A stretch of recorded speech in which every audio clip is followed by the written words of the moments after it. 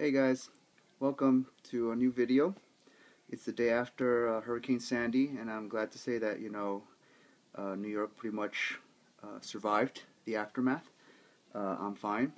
I know most of my friends in New York, as well as parts of the Northeast, pretty much did well, you know, surviving the aftermath of Hurricane Sandy.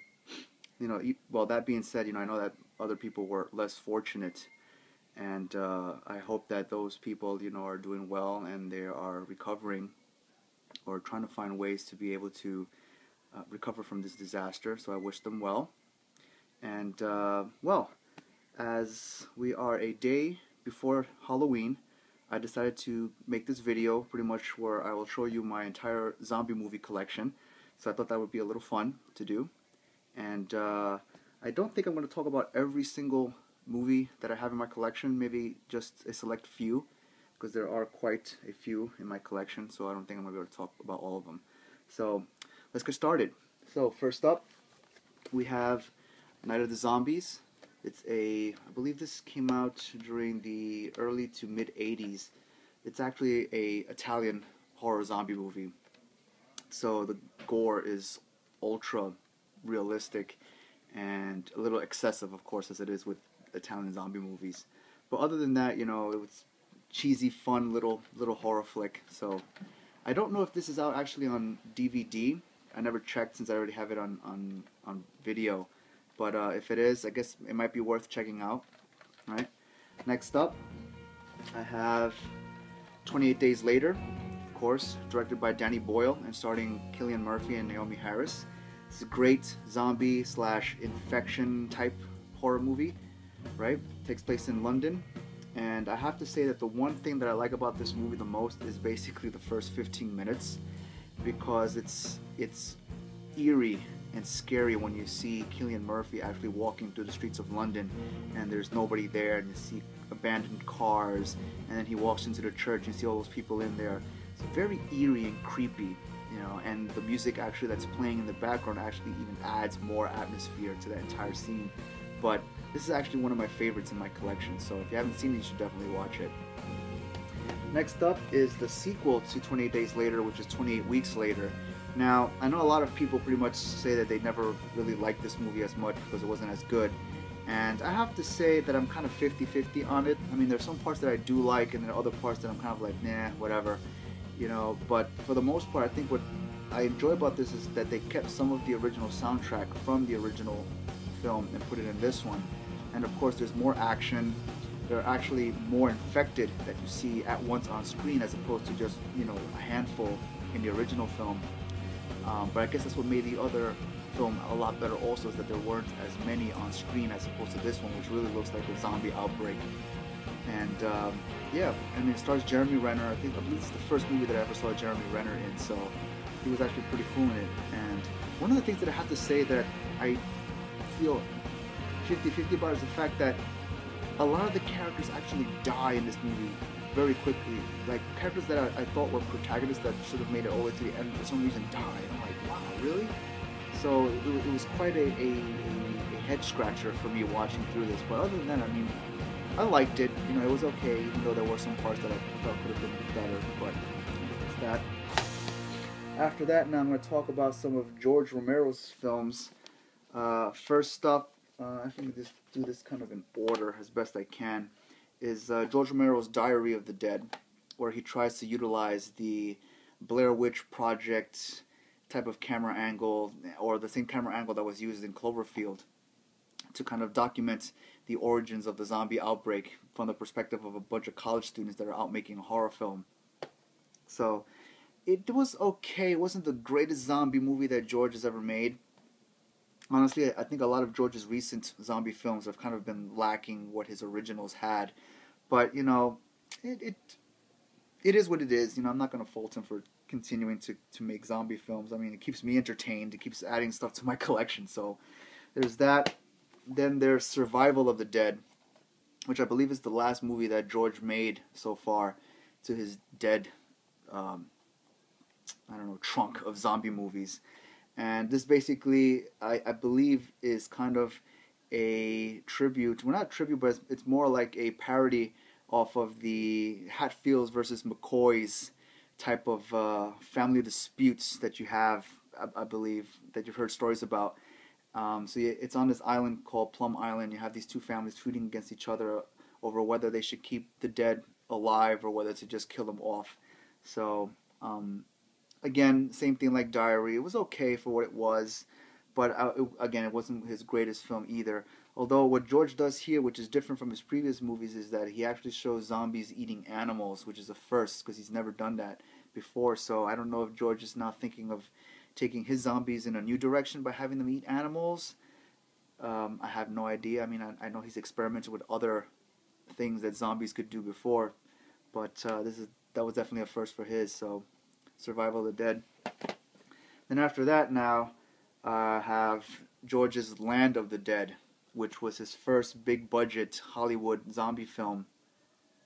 And I have to say that there are some parts of this movie that I do like. Like I like how George kind of shows that juxtaposition between the upper rich class and the poor rich class, but the poor class, as they're all confined to living within the surrounding areas around this huge tower that the lead villain, that's played by, let me see if I can remember his name, Dennis Hopper. I can't believe I keep forgetting Dennis Hopper's name in this film because he's pretty much the main villain here. So it's pretty interesting that George decided to show that dynamic again, kind of again being a bit of a social commentary at how the poor are struggling against the rich and how the rich are pretty much taking, too much for themselves and leaving nothing for everyone else. So I think George wanted to hint a little bit of that type of social class struggle that is actually happening and use it in his film. And of course you got the normal gore that you could expect from George, and this also stars Asia Argento, John Leguizamo, and Simon Baker here as well. So I mean, all in all, it was pretty cool zombie movie. It was okay, right? It's a little, I would say that's a little better than the other two films that he released after this, which were Survival and Diary of the Dead. So that's Land, and I know that I kind of went backwards with these, starting with Diary and then going backwards. So that's that. Then I have the first remake to George's original Night of the Living Dead, which is, I would call this one Night of the Living Dead 90s edition. And this, I would say, is probably a very good adaptation or remake of George Romero's original Night of the Living Dead. The script was written by George and it was directed actually by Tom Savini. So it keeps a lot of the same type of imagery that the original Night of the Living Dead had. But they actually decided to go a little further for the fact they had the budget to be able to do some of the special makeup effects to make some of the sequences look more realistic. So I have to say that this is actually really good. I really enjoyed this one, and unfortunately I don't have the original Night of the Living Dead, and I know that I should have. So I know some of you out there are going to be screaming at me for not having the original Night of the Living Dead but having the first remake. But honestly, this is probably the better of the remakes to the original that were ever done, because some of the other remakes of the original are just horrible from what I've heard, or even if I just saw the trailer for it, I just thought it was garbage compared to, of course, the original and this one, which I think was, like I said before, is one of the best remakes. So it's that. Then I have Return of the Living Dead, and this one happens to be one of my favorite zombie movies. One, because it has a very dark, sinister tone behind it, especially if you know what happens at the end. And also because there's a very humorous tone that just kind of pops up every now and then throughout the entire movie between the characters, especially between the characters of, I believe his name is Bob, and the kid that, the two that are working at that pharmaceutical company where the canisters are found. So those two characters actually, for me, just kind of like really drive the entire movie, going from beginning to end. So I really enjoyed their performances, and it was a lot of fun. I believe this movie was directed by, let me see if I can find, Dan O'Bannon. It's a lot of fun. It has the scary moments. The ending, of course, is like, what the hell? But, it's a lot of fun, Return of the Living Dead. From there we have Shaun of the Dead, of course. what can I say about this movie except the fact that it's hilarious from beginning to end. I love Simon Pegg and Nick Frost's performances. You know how they seem to bounce off of each other. I like Kate Ashfield, who plays Simon Pegg's girlfriend in here. I like how she kind of like just uh, motivates Sean to go forward and try to survive, or I think it's the other way around, right? But I think they end up coming in between somewhere to a mutual understanding that yeah, they both need to survive rather than just try to just admit defeat and just die at the hands of the zombies. But this is a great film, hilarious as hell, gory, but it's a really good time for a zombie film. You know, I think this was the first zombie that I've ever saw that was done effectively within or combining those two genres together. So that's, you know, Shaun of the Dead. Here now we have a classic. This is actually Zombie 2, directed by Lucio Fulci, and I have to say that even though this in Italy was being billed as the sequel to George's Dawn of the Dead, it has nothing to do with George's Dawn of the Dead. This was just Lucio Fulci basically trying to cash in on the success of the original Dawn by releasing a supposed sequel to it. But none of the original characters from Dawn appear in this one. This has a totally new set of characters, different locations, but regardless of that, this movie is actually unbelievable in terms of the visuals, the prosthetic and makeup effects, the locations behind it, and just the atmosphere that the filmmakers created in order to really make this movie effective as a scary movie. It's really a lot of fun. Parts of it take place, like the beginning and the ending take place in New York for just a few minutes, and everything in between pretty much takes place on an island where our main characters venture to the island of Matul, I believe is what it's called, in search of one of the characters' long-lost father. And while they're there, they actually find that things aren't really safe because of this unknown zombie outbreak that's happening, and there's hints of voodooism as well as possibilities of a viral outbreak, but it's never really told for sure what it is. But you have zombies running around, not running around, but, you know, shambling around and eating people. And this is a classic. If you haven't seen it, you have to see this movie.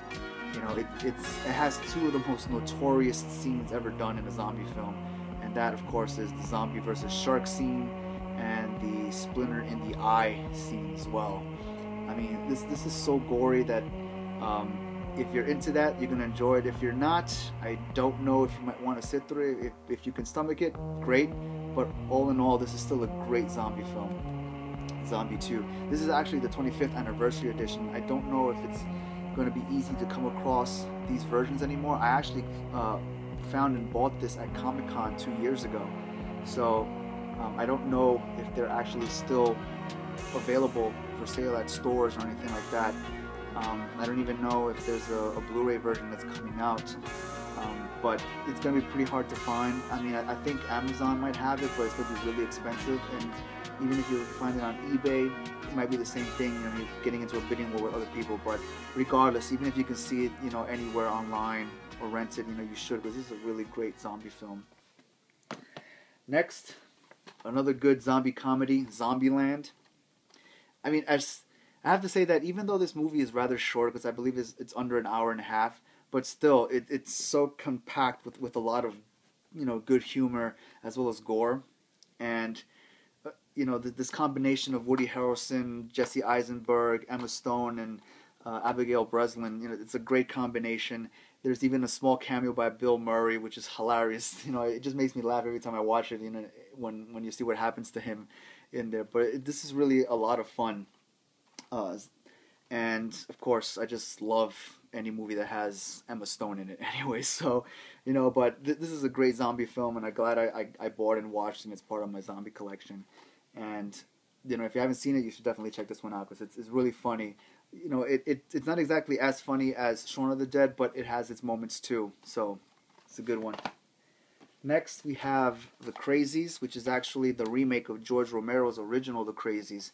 I've seen the original, and I have this one too, and it pretty much follows the same storyline of the original Crazies, but of course they go into a little bit more detail about the origins and just what's happening in the town, and how the government slash military dealt with the whole situation by the end of the film, and what's happening when the survivors actually try to escape.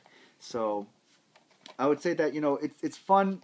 It has its scary elements, right? And um, the actors, are pretty.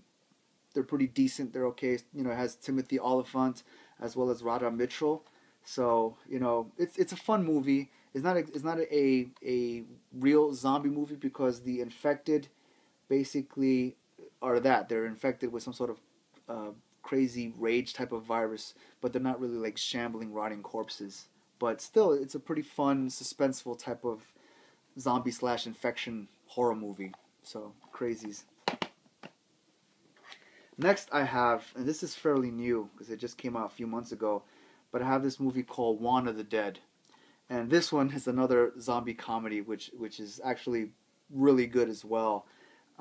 It's about a guy in Cuba who happens to be in the middle of a zombie outbreak, and it's him basically trying to figure out a way to deal with the zombies, and he kind of ends up opening his own business, which is a zombie extermination squad. So it's actually pretty funny how they go about trying to take care of the zombies, and what happens as they try to survive themselves as well, because it's a small group that formed this little zombie extermination squad. So it's a lot of fun. It's completely in Spanish because it takes place in Cuba, but it does have English subtitles.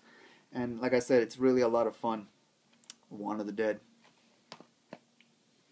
Next, I have another foreign film that actually comes out of Australia. So this is really an Australian zombie movie, and I bought this several years ago. It's called Undead, and this is actually a pretty weird type of zombie movie because the zombies actually come about not by what you would think, a viral outbreak or voodoo or some sort of rage virus or something like that, but there's a weird connection with aliens, in this film. So I haven't seen this movie in a while, so I can't really say for sure what the connection is. But even as I watched it before, the last time I saw it, I still couldn't make up my mind as to, okay, what is the connection? How does this work? But I mean, regardless of that, the special makeup effects are actually really good in this film. The characters are okay; they're fun, especially this character with the his what is this? It's kind of like his three shotgun weapon that he has in here. He literally kind of like strapped three shotguns together to basically fire at once. So I mean, he's a pretty cool character. He's like almost like a Neo-ish type of character, the way he moves around and exterminates zombies. But he's pretty cool, and like I said, the other characters are pretty cool. But again, it's a weird zombie movie, because of the connection with the aliens and things like that. So, but Undead. Next, I have another old foreign zombie film that comes out of Hong Kong called Biozombie. Now, I picked this movie up several years ago, and at the time when I picked it up, it was being billed as the only uh, Resident Evil-ish type of movie for the fact that the characters pick up weapons, and there's certain moments as they're picking up weapons that you see, like, a bio right next to them saying the character's name, their age, the weapon they have, their likes and dislikes. It was it's really corny and cheesy, to be quite honest. But regardless of that, it's fun. It has its moments, but it's not the best zombie movie out there. But at the time, it was the only thing that was available that I saw zombie wise as I was beginning to get into zombie movies. So I decided to pick it up because people were saying that this is as close to a Resident Evil movie that we were going to get, and this was before the actual official Mila Jovovich zombie movies came out. So that's Biozombie. Next, I have another Italian zombie movie called Zombie 3. Now, oh boy, there's so much that I want to say about this particular zombie movie, but unfortunately, I'm probably gonna have to save it for some other video in the future, um, or maybe not so distant in the future. But this movie, oh my goodness, there are so many things hysterically awful about this movie and how it was made, how the plot goes, the characters, how they react to the situation, what they do with each other to try to survive. It's just a laugh riot at just how bad this movie is, and the reason I ended up picking up this movie was not so much because I was interested in it, because it came right after Zombie 2, and oddly enough, it was also done by Lucio Fulci, who did Zombie 2, but and even this is another story that I'll probably get into if I decide to go more in depth about this film. But um, there's just so many bad things about this film um, that, yeah, I kind of lost my train of thought now in terms of what I want to say about this film. And it's probably because of just how bad it is. Oh, yeah, I think the reason why I picked this movie up was not so much because I was interested in it because it was a sequel to Zombie 2. No, it was because like a month before I picked this up, I remember reading a review that somebody had done about this movie online, and this person literally tore it up from the ground up. He made fun of every bad aspect of this movie. That not only did I laugh so hard reading it, that it just made me interested and wanted to pick this up. So that when I finally did and I saw it, I realized that geez, everything this person said in their review was actually correct about this movie. So it's hilarious. I mean, if you want a good laugh, you should definitely see Zombie 3. It's ridiculous. Just how god awful this zombie movie is. Oh my goodness. Next, I have actually an anime zombie related TV series called High School of the Dead. Now, this set has the first 12 episodes. I know that there was a second season that was released of this. I haven't seen it. I'm probably not going to pick it up since I already have this one, and I felt the way this one ended was pretty much enough. Like, I don't need to see anything else beyond that. Other than that, it's pretty good actually. The animation quality, the character designs, are actually really good. The gratuitous amounts of fan service that we get in this series is, again, if that's what your thing, you're definitely going to get it while watching this series. But the story elements behind each of the characters is actually very, very well done, well written. That it pretty much, for a 12 episode TV series, it really does a good job of showing us the character struggles at how they try to deal with each other as well as trying to deal with the outbreak that's happening in Japan. And it's a lot of fun actually. It's just really good. I would say that before The Walking Dead, the TV series, I would say there was this right there, even though I would say that this comes after the original Walking Dead comic book series. So it's pretty good. I mean, if you have a chance to see it, whether on Netflix or you can rent it, you should definitely check it out. It's pretty good. High School of Dead. Next I have is Will Smith's I Am Legend. Now, this movie isn't technically a zombie movie per se. It's more of a vampire-ish type movie, but because it's about infection and how it turns people into crazed mutant killers, I kind of let it fall into my collection of zombie films anyway, regardless of that fact.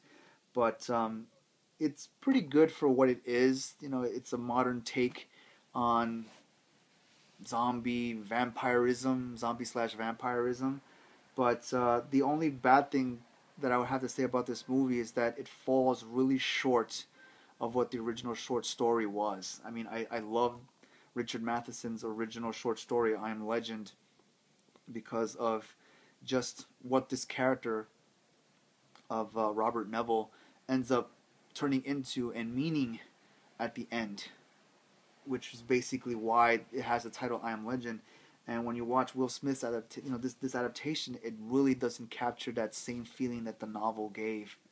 And for me, like the biggest grabber that made me feel even a little teary eyed as I was reading was the dog that Robert Neville actually befriends in the book. Like, he takes several days trying to get this dog to trust him so that he will come back home with him only for the dog to die like a day later, and that kind of like really broke my heart, when I read that, because this guy tried so hard to get this dog to trust him and to finally come in, and when he does, he ends up dying afterwards, and I felt Robert Neville's pain, as he experienced the loss of, another living, animal, and here, we have the dog, and they tried to recreate that same thing, but for me, it just wasn't working as opposed to how it was portrayed in the book. That's why I like the book a lot better.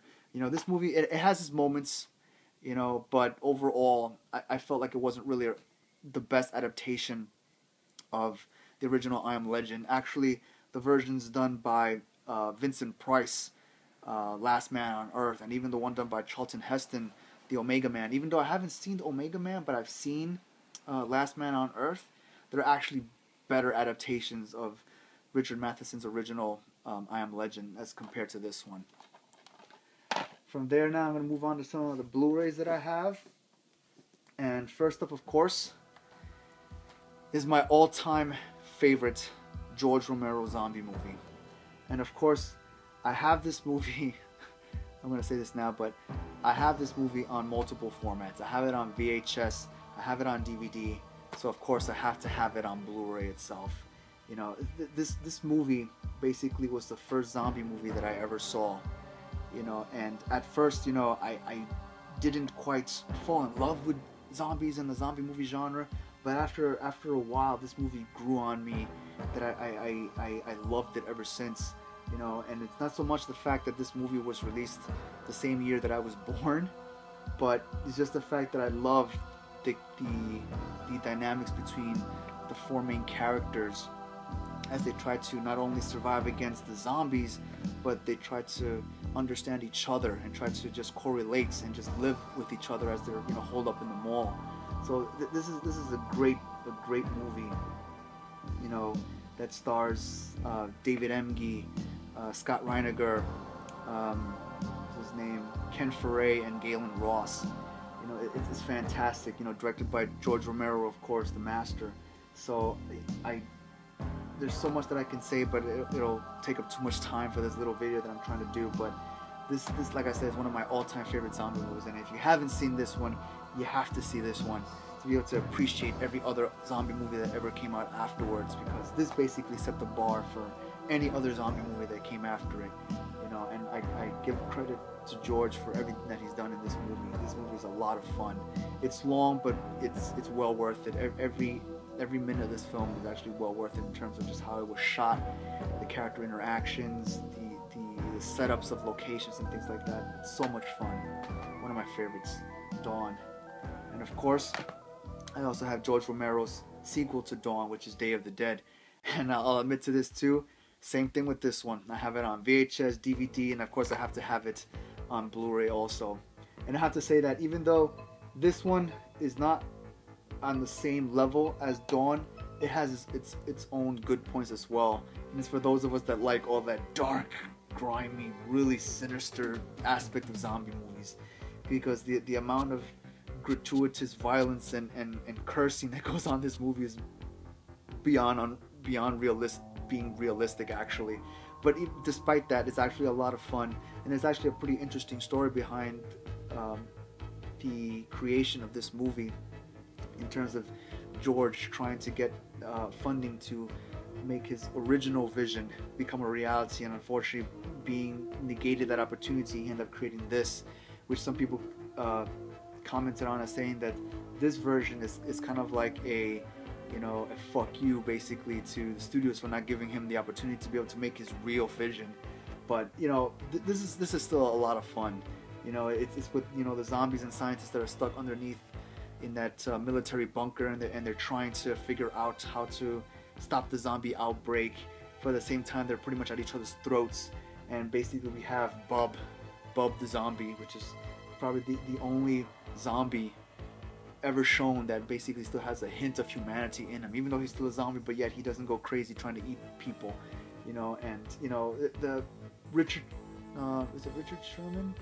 Yeah, I think it's Richard Liberty played Dr. Frankenstein, but it was is his name here? I don't even think his name is here, but the actor that plays Bub is an amazing actor.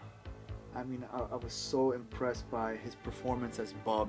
He really, displayed a lot of emotion and creativity in making this character not only, of course, seem like, just another walking corpse, but to also make Bub look like he has a bit of humanity in him, to be able to recognize things that were part of his former life when he was still alive. So it's absolutely phenomenal, his performance. So Day of the Dead, definitely, you should definitely watch this. I saw the remake that they did of Day of the Dead with Ving Rhames and I believe Mira Sorvino, and it's not the same thing. It's this is far superior. That one was just, I really didn't like it. In other words, that's basically what I'm going to say about the remake. But this one definitely is one of my favorites too. From there, I also picked up The Dead, which is actually a pretty interesting zombie movie that takes place, I believe, in Africa. And while it tends to be slow at times, I think the one appealing thing about this movie is the fact that they make it really seem like zombies are everywhere, so that every shot where you see the main characters take a moment to kind of rest, to catch their breath, immediately, like 2 seconds later, you see zombies appearing. Whereas in previous movies, whenever the main characters take a moment to kind of catch their breath, they're sitting there for a while having conversations about what they're going to do next before the zombies actually show up. In this movie, every time the characters actually take a moment to rest, zombies show up, giving again to the illusion that, yeah, zombies are everywhere and that they really can't sit around anywhere for too long. They have to keep moving. So that's one of the aspects that I really appreciate about this movie, is that they did that there. The characters were constantly moving, trying to get away, even though as you get further and further into the movie, you see more people getting killed. Some of the other supporting characters getting killed. So it's a pretty good movie. It's pretty long, so it tends to kind of drag a little bit. But again, the characters constantly moving because of the threat of zombies just keeps it pushing forward until you reach the end. So it's a pretty decent movie. So I mean, if you want to check it out, I would say it's a definitely reasonable checkout film called The Dead by the Ford brothers. So definitely check that out, The Dead. I also have the Dawn of the Dead remake. It came out in 2004, and I would say that it's a pretty decent remake to the original Dawn. It takes place in a mall. You have way too many characters compared to the original that only had 4 main characters. But again, to, I guess, appeal to all different audience types, they needed to have more characters as opposed to just 4.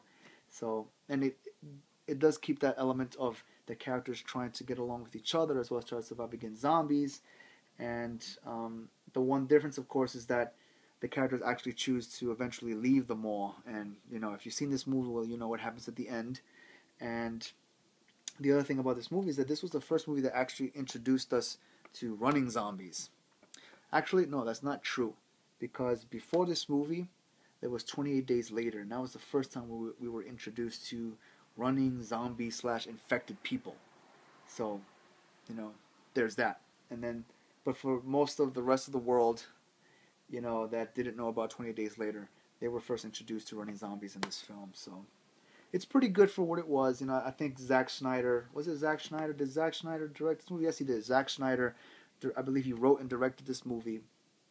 And he did a pretty good job. Adapting George Romero's original script, and putting this one out. So, it's pretty good. Next, I have Resident Evil Damnation, the second CGI Resident Evil movie. Like I said before, I'm a big fan. Well, as I said before in my previous video, if you've seen that one, I'm a big fan of Resident Evil, and I saw the original Resident Evil CGI movie, which was Degeneration, and while it had zombies, it had mutant creatures, it had its moments, but I felt like it wasn't truly a true legitimate Resident Evil film. And when this one came out and I saw it, I was really impressed by not only the graphics being far superior than Degeneration, but also for the fact that it had 2 things. It had Ada Wong in it, and you actually got to see tyrants, and you got to see more than one tyrant. and these things are like 20 feet tall. I mean, they're big already as it is in the original games, but now they're even bigger in this movie, and it was fantastic just seeing them pretty much just destroy everything. So it was a lot of fun, and it's a lot better than Degeneration. So if you get the opportunity to see Resident Evil Damnation, you should definitely check it out. I would say that this is actually far better than pretty much all the Mila Jovovich Resident Evil movies, actually, because it sticks really close to the original source material that Resident Evil was always based on. So this is definitely one to check out. Next, I have the Chernobyl Diaries, which I haven't actually watched yet, but I've been reading that it is kind of like a zombie-ish type film, but I won't know for sure until I actually see it myself. But so I really can't comment too much on it, except for the fact that it takes place in Chernobyl, where the nuclear power plant disaster happened, and there are tourists in there trying to explore, what's around there, and things start to happen. And it was actually, this movie is directed by Oren Peli, who's actually the director of the Paranormal Activity films. So knowing that he's attached to it, it should be a very good, scary thriller slash maybe zombie-ish type movie. But like I said, I haven't seen it yet, so I can't really comment too much on it. But I'm sure that it should provide me with a few thrills to watch, so it should be fun. After that, I have another classic, The Reanimator. I remember I saw this movie several years ago, and I was really impressed by one, Jeffrey Combs' performance as the crazed mad scientist who develops the serum that reanimates the dead. And a lot of the prosthetic makeup effects are actually pretty good in here. Now, I don't remember too much of the story because this was several years ago when I first saw this movie, so I don't remember too much of it. The only thing I do remember is basically, I believe it's that morgue scene where all the bodies literally started kind of jumping around and coming out, and of course this guy's skull on the platform still talking and stuff. So, I look at this movie and I think that, well, it tends to be gory and provide a serious tone. Another aspect of it that I seem to remember is that it's also kind of funny as well. Like it does have its comedic moments too. So definitely, if you haven't seen The Reanimator, you should definitely check this out. Stars Jeffrey Combs as the mad scientist, and I believe this is actually based on a short story that was done by H.P. Lovecraft, since the title basically says H.P. Lovecraft's The Reanimator. So definitely check this out. I know that there were sequels that were done to this, but I haven't seen them, so I really can't comment on those sequels. And I don't know, but there may have been a rumor that maybe this movie was going to be remade. Maybe, maybe not. So I guess that's something to look forward to. But definitely check this out. This is really good. And last but not least, of course, I have the Resident Evil Collection Blu-ray box set. So basically this has all 4 of the Resident Evil movies that came out. I know that the latest Resident Evil movie just came out in theaters a couple of months ago, so I'm probably going to pick that up also on Blu-ray whenever it comes out, so I'll have it as part of my collection too. But I have to say that, just watching these films on Blu-ray, it's actually pretty good. I mean, again, the Mila Jovovich Resident Evil movies were more about style and action, and less about keeping the actual story from the games, implemented in the films. I mean, there are some aspects of it that are still implemented in the films, but not everything. And by the time you get to, Extinction and Afterlife, it seems to take on, a mind of its own in terms of where it's going. But yeah, the Resident Evil Blu-ray box set collection, it's pretty good if you haven't seen the Resident Evil movies and you're into, zombies with a little bit of action and stylistic imagery, in terms of, how the characters look and stuff like that, and just watching Mila Jovovich, of course, kick ass is always a lot of fun. So there you have it. Check it out. So guys, there you have it. That's pretty much my entire zombie movie collection that I have. I've been watching zombie movies for just as long that I've been playing Resident Evil. So each one of these films, has had some sort of influence on me in terms of writing zombie fiction and things like that. So it was a lot of fun, and I'm always on the lookout for new zombie titles. although they're rather, you know, few and far in between that I come across. I mean, there are a lot of zombie movies out there, but a lot of them tend to be, you know, really like crap. And every once in a while, you know, a decent zombie movie would come out. Like, I know that Fido is actually pretty decent a zombie film. I never got the chance to watch it, so hopefully at some point I'll get a chance to actually see that one. And I know that there's this other movie called, I believe it's called Dead Snow, with the German zombies, that I've heard people say, you know, pretty good things about. Like it's pretty good, you know, for zombies in the snow, which has never been done as far as I know. So it's another one that I probably need to check out. And there's another one that I heard people commenting on was not Nazi zombies at the center of the earth. I believe that's the title for that movie. So that's another one that I haven't seen that I guess I should be checking out also, just to be able to have, you know, my thoughts on that. So and I'm sure that at some point down the line I'll probably do another one of these again, you know, to showcase these and whatever new zombie movies I have. But for now, this is pretty much it, guys. So I hope you enjoyed it, and you know, keep watching films, guys. Keep watching films. All right, guys. Take care. Bye.